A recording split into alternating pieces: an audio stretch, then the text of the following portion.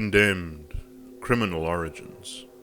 We play as Ethan Thomas, an FBI agent assigned to the Serial Crimes Unit, on the trail of a killer known only as the Matchmaker. We arrive at a derelict building in a shady part of Metro City, and are greeted by a grizzled Agent Dickinson. Thomas, I don't got all day here. Let's get a move on. He informs us that the body of the latest victim is inside the derelict office building nearby. So we follow him inside. Heading to the crime scene, guarded by Officer Becker, we witness the aftermath of the latest murder. A woman wrapped in chains, formerly seated opposite a male mannequin, a strange facsimile of a romantic dinner scene. Our preliminary investigation is interrupted by Lieutenant Rosa, who is our liaison at the Bureau.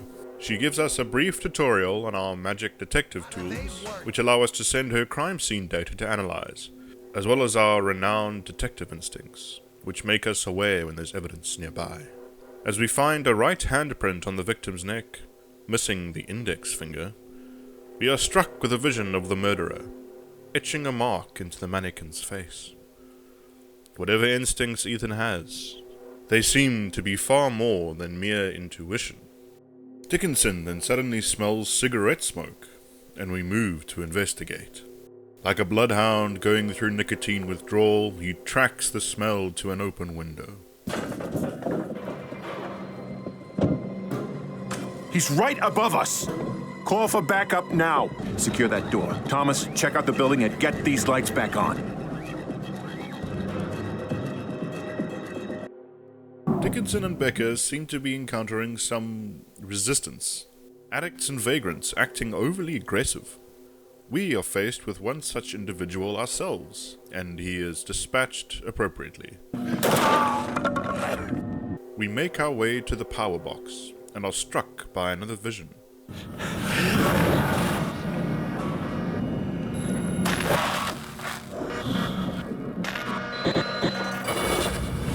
The smoking perpetrator was here, and intentionally shut off the power.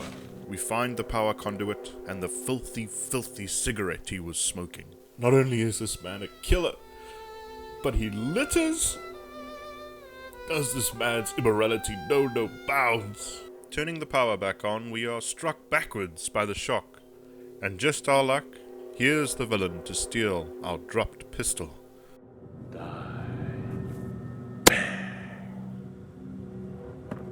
We hurry after him, dispatching odd vagrants as we go.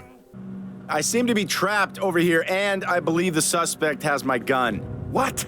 How the hell did that happen? Becker and I'll go around the other way. Try and stay in one piece.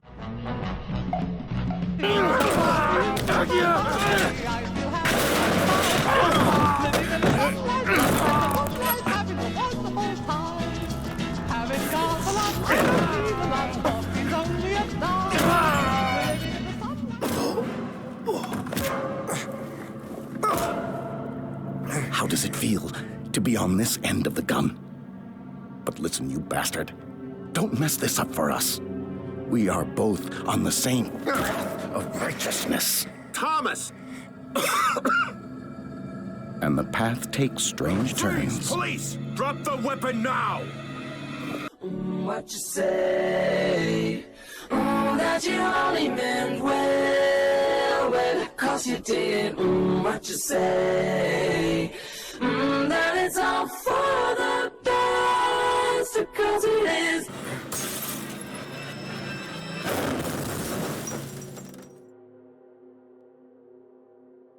We awaken in our apartment, a little groggy, but far better than we should be after being tossed out a multi-story building. Sitting across from us, creepily watching us sleep, is a man named Malcolm Van Horn. He introduces himself as a friend of our father's, which Ethan vaguely remembers. Unfortunately, it looks like we've been framed for the deaths of Dickinson and Becker, and Van Horn advises us to flee to the metro station across from the apartment before we are captured by the feds. We climb out of the window and make our way into the station. We find some photos tossed into a nearby bin, and send them to Lieutenant Rosa for analysis. Thankfully, Rosa is a real one, and she agrees to continue helping us as she trusts our side of the story, for now. The photos are actually of us, in our apartment, taken from across the alleyway, from within the very metro station we are now entering, equipping ourselves with whatever's at hand.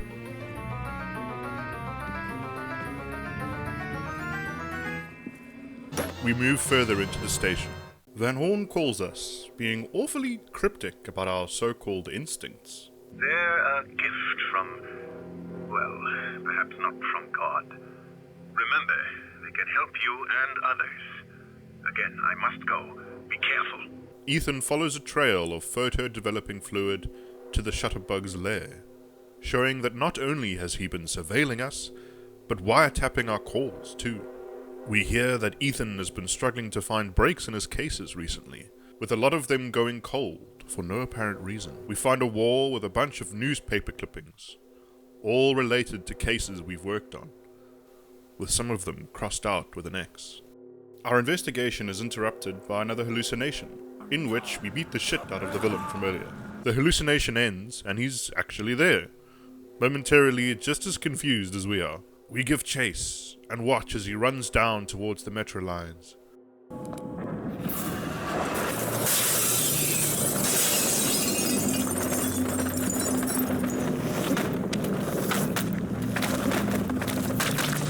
We work our way through the locals, somehow surviving being tossed down an escalator like a ragdoll, and finally corner our nemesis in the train car. As we try to pursue, the train starts to move, and we hold on for dear life as we maneuver through the tunnels.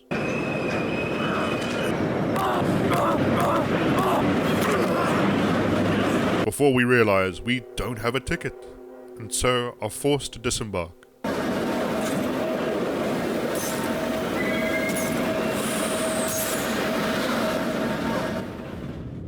All we had to do was follow the damn train. Ethan dusts himself off and makes his way down the tracks. And we grab the killer's DNA from the fire extinguisher he used to evacuate us from the train car. We also find his discarded jumpsuit. Please God, let him have changed into other clothes. As well as a notated train map.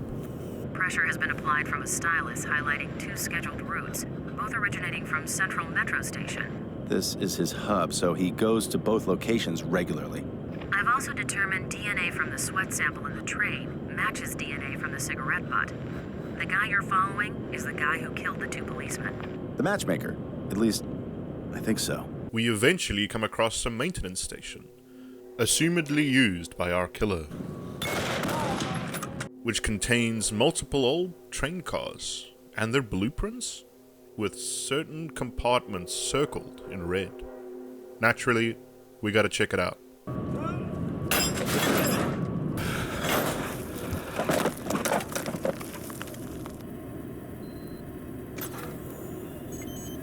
Bart's department store went out of business 14 years ago. The squatters group took it over almost immediately, and now it's not what you would call prime shopping territory. Makes sense the matchmaker would be there, a good source of mannequin parts. But then what's all this here? An outpost? A second shop? I should probably go down there. Stand clear of the platform. Stand clear of the platform. Route 16 to Burnside. Arriving platform 16. Do not hold train doors. Thomas, Route 16 to Burnside. That train will take you directly to the department store. We gotta catch that train. For some reason, there's more vagrants and addicts than ever down here in this old station, so we self-defense our way through them and get to the departing train.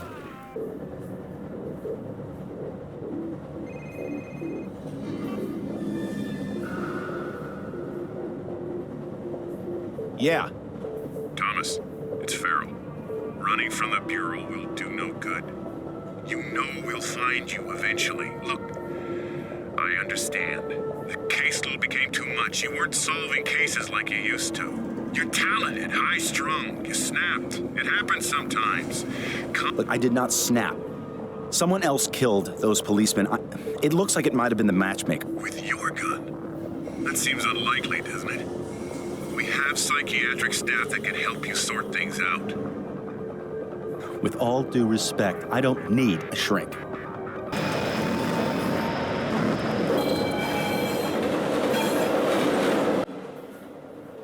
Maybe that shrink isn't the worst idea.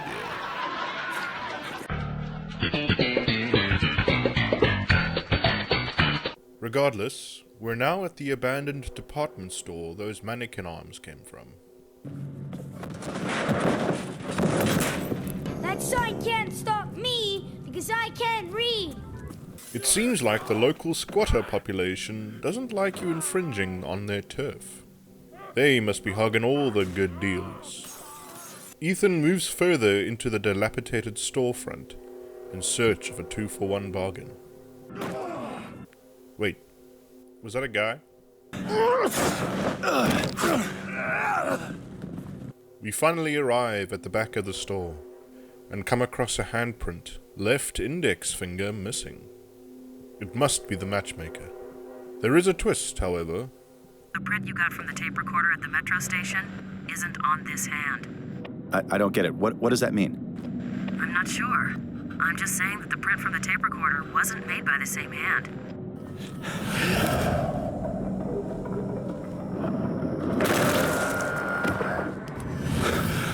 We follow the trail down to the basement, and then use our smellometer to locate the body.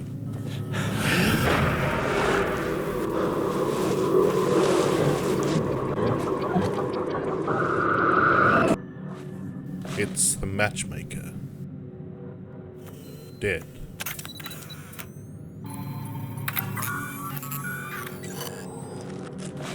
What is it? Too early to call. Small particles that show up as a potential organophosphate pesticide. I'll work more on that and see what we get. Our investigation is cut short by the 5-0.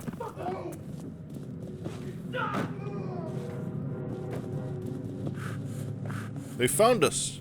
Ethan moves to escape the enclosing police force. Luckily, it looks like they have their hands full with the local patrons. We pick off the remainder and head for the front door. I think I've got something, Thomas. The newspaper clippings you found in the room at the metro station, each of the articles talks about a serial killer that was on your case list. The only names that weren't crossed out were the matchmaker and the torturer. Of the names that were crossed out, all those cases have gone cold. Wait, are you implying that there's someone stalking serial killers? So what, he goes around killing killers and then he marks off their name in his little personal diary? Ah, shit. Rosa, I have to call you back. Front door isn't an option, it seems, so we head to the back exit.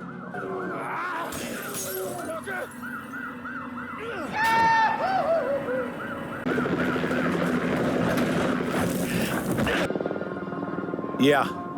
So, the fingerprint in the metro station and the boot print are not the matchmakers, but this other guy. This guy goes around and kills the killers in the same way that they're killing the innocent. He's like an Uber killer, a serial killer X, a perp not on your original case list. All right, so I've got to find the torturer and save his ass so the new killer doesn't kill him? Life of an agent. Look, I can't get you the bureau dossier on the torturer now, as you can imagine, but we can find out some public information. Can you meet me at the city library? I'll be there. The library it is, then. We make our way through run-down building sites, avoiding the heightened police presence. We enter the library through a broken window. I guess we're the vandals now. We move to meet up with Lieutenant Rosa, who we find on the basement floor. Thomas, over here. I have something to show you. I used my security clearance to do a little checking up on you. I found this folder in your supplemental personnel file. In the personnel file, we find that Ethan's bone and muscle density is abnormally high, which explains how we could survive something like this. He also has a hyperactive Serotonergic system, and there's a redacted chest x-ray hidden in the file too. We follow Rosa to try and find a terminal. And while we're having creepy visions of hate demons, Rosa finds one that's working. But of course, the Wi-Fi is down. Well, any excuse to... Wait, where'd Rosa go?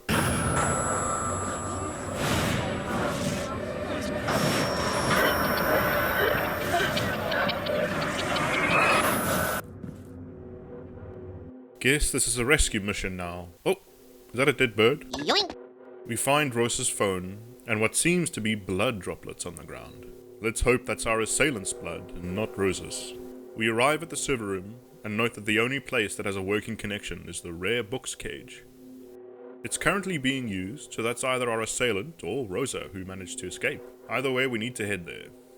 After some mild acrobatics, we find Rosa lying unconscious next to the terminal. Back off, you bastard. Come any closer and I'll rip your head off. Rosa, it's me, Thomas. Oh, look. While you're chasing shadows, that jerk tried to kill me. I bit him good, though, right on the hand. Bingo. DNA from the sample matches DNA taken from the metro station hideout. This is the guy. This is our serial killer X. He wanted to know what we knew about the torturer. He made me look it up on the net. X wants the torturer to die. He's hunting him down. A retired gym teacher from the city's juvenile rehabilitation program has informed police of contact he had almost 8 years ago with a troubled youth named Carl Anderson. A gym teacher tells the cops on you, and now the teacher can't be found. Okay, Rosa, we have to find the school where this teacher worked. School and city district records are in the basement.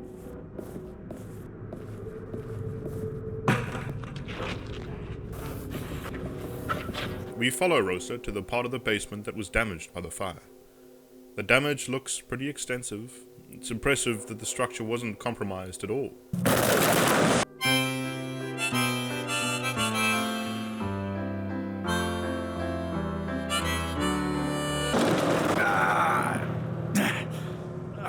Damn, that hurt. Thank God for our reinforced bones. Though it doesn't seem like it's just junkies down here with us. That, or whatever new stuff they've gotten a hold of, is wild. We make it down to the microform room, where the old newspaper archives should be stored. We can get our information on our torturer, specifically the location of the school that he was enrolled in. Our serial killer X was listening in, however, and now it's a race to see who can get to our torturer first. Hopefully we can kill 2 jailbirds with 1 stone.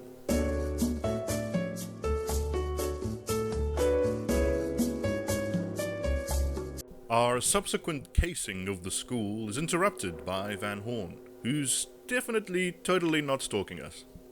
Wait, what are you doing here? How did you know where to find me? Oh, just a coincidence. Saw you from across the street. I don't know what your game is here, Van Horn, but I've got a job to do, if you'll excuse me. The school's been closed for a while, so it's pretty dilapidated. Oh, that's nasty. It seems like Ethan's hallucinations are getting worse.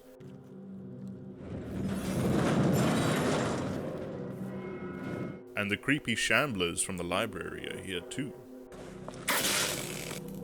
Whether they're here as a result of us, or our serial killer X, is unknown. There's someone else here too. That's not the torturer. We're just attracting all the crazies now, huh? The more the merrier, I guess. This poor guy is just trying to catch up on his GED.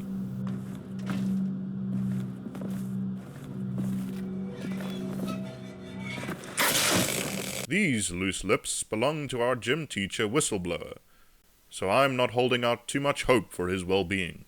After wandering around, we find ourselves in the cafeteria kitchen, and would you know it, our butcher character is here.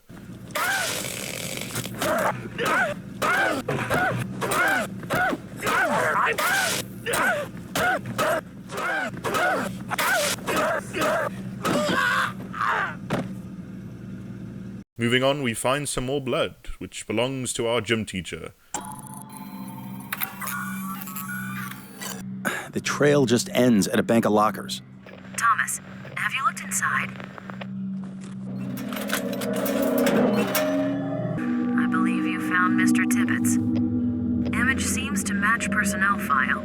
It didn't come through properly, though. Can you take a close-up?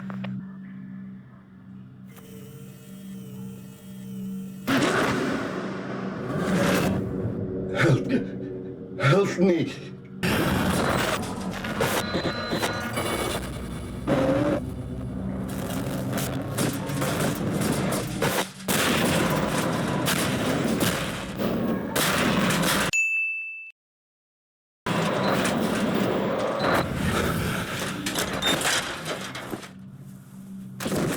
Rosa, send an EMT immediately. Cancel. From the scan of the hair on the locker, from the torturer getting his face smashed in, we get the same traces of pesticide that we found on the matchmaker's neck. The chemical composition is unique, and Rosa manages to trace it to a specific brand of pesticide that is used on apple orchards. By cross-referencing that information with the other station we saw circled on the train schedule, we ask Rosa to see if there's any orchards near that station. I'll get right on it.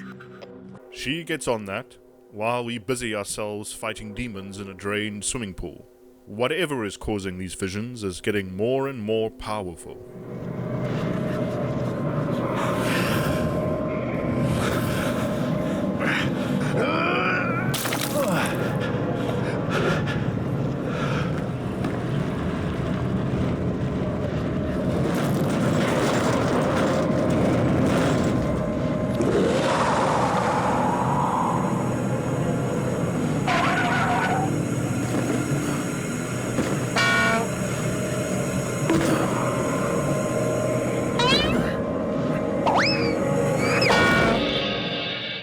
After getting our asses handed to us, Rosa informs us that there was an apple orchard near that second station, but it closed down. It seems to be our best bet. And wouldn't you know it, Van Horn is here to give us a ride.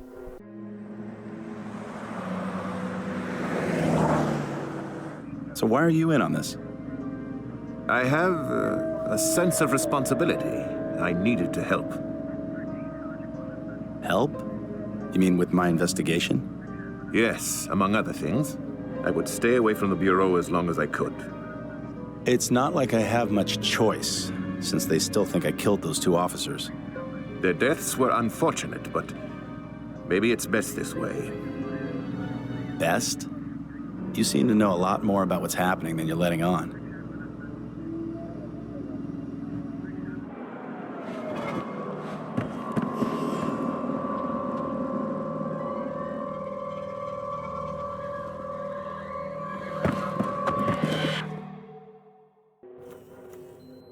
There's a message on the wall, waiting for us. By using the UV light and following the various trails, Ethan is able to piece together the rest of the message. The dark path to righteousness is beyond what you see yourself to be.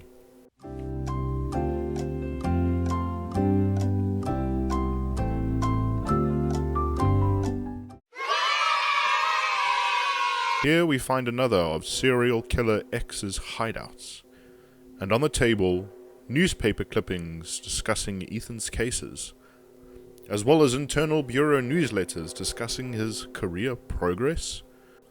This killer was even more obsessed than we thought. Our ruminations are interrupted by a noise upstairs, and we head up to kick some home invader ass. It's the torturer, and he doesn't sound like he's been having a good time. He tries to stop us from following him up with a piano? That piano must be special, as every ne'er-do-well from miles around decides to break in and try and steal it. We defend it with our lives, then dislodge it from the stairs, making a mental note to come back and pick it up later. We head up to confront the torturer, but by the time we get there,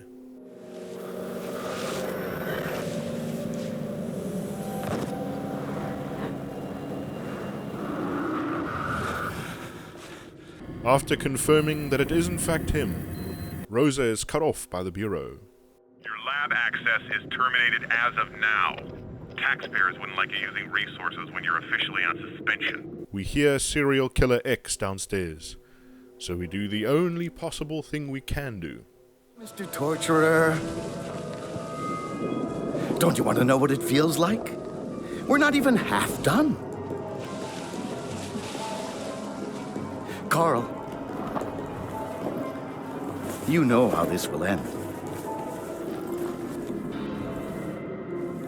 I was put on this earth to bring you to justice.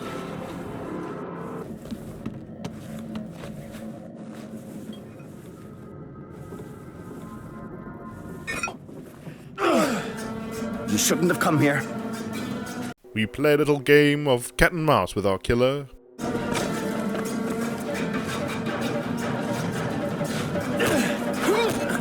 Before we are knocked out by Van Horn.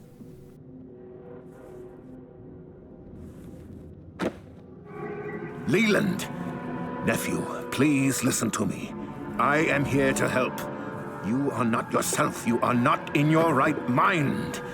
Let me help you. I know of what I speak.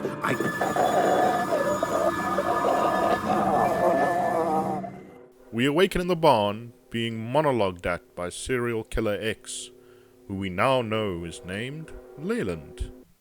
You still don't get it? I've been using you, Ethan Thomas. I watched you and followed you and used you to find the serial killers you so desperately sought and then killed them. Of course, since you're no longer going to be any help, there's no reason to go on this way. How would you prefer to die? Perhaps it would be better if you lost a finger.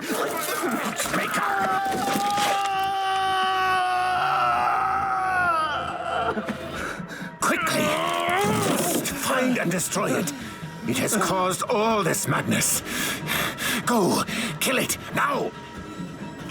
Despite not knowing what it is, we heed the advice of the man who knocked us unconscious earlier and go to confront our demons.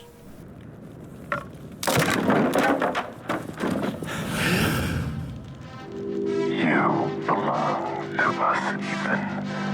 You have always belonged to us. It's 2 a.m. It's a self-defense situation.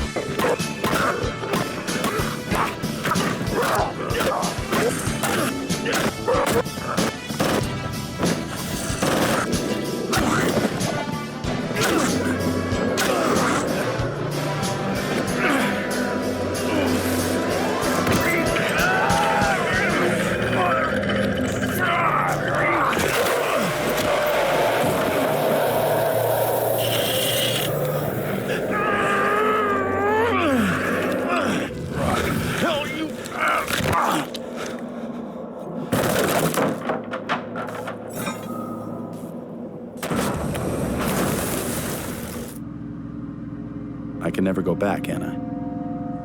No, not to the Bureau, not to your old life. Thomas, you have looked into the face of hate, the visage of evil. Know that hate is in your soul, too. Stop the car. No, you still don't understand. He's done unspeakable things, even though those he killed were killers themselves. But he isn't responsible. He's not in his right mind. He's... Stop the goddamn car now! Thomas, don't! He was a good boy. Think of what you are doing. Both of you have a chance for redemption. Of course, we take the higher path.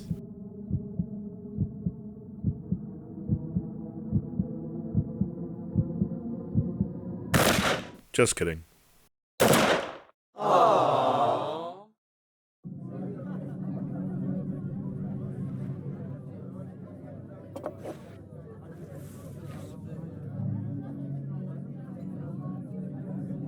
You really know how to impress a lady, Thomas.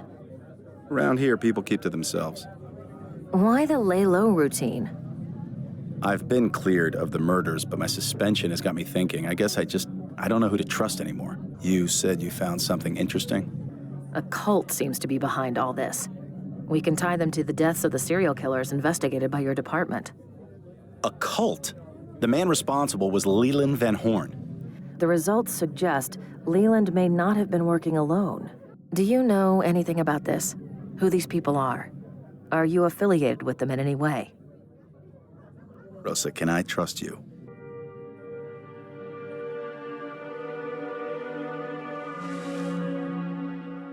Of course you can trust me, Thomas. We've been through a lot together. Look, I have no idea what any of it means.